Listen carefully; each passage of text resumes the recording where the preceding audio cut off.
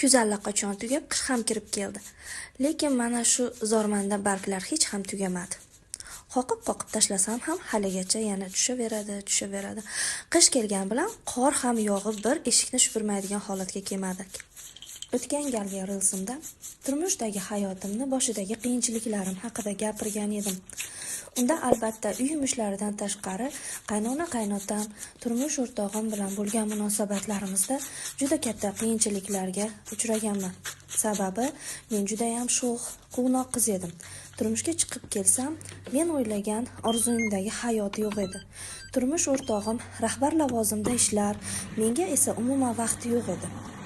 Qizlik paytimizda uchrashib yurgan paytlarimizda sovg'alarga juda ham boy edi. Har kuni menga gullar, sovg'alar, juda ham ko'p mehr-muhabbat berar edi. Lekin turmushga chiqib kelsam, oilaviy hayot umuman boshqa ekan. Rahbar lavozimda ishlaganligi uchun menga deyarli vaqti yo'q edi.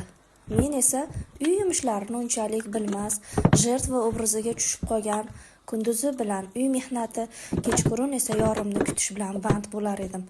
Orada tug'ilgan chaqalog'imiz esa menga biroz ovunch bo'ldi, lekin rashkimni hech ham bosa olmasdi. Rashkdan shunaqa yonardimki, turmush o'rtog'im ishdan charchab kelgan bo'lsalarda, ularni tergab, telefonlarini kechqurun bilan 2-3 gacha titar edim. Har titganimda albatta nimadir topardim va xuddi shuni ustidan juda katta janjal qilardim. Eng katta anglab yetgan xatoyim ham shu bo'ldi.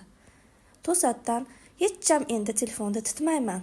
Titganim bilan o'zim uxlamasdan kunduzi mehnat, kechqurun uyqu yo'q. Menga bunday hayot nega kerak dedim.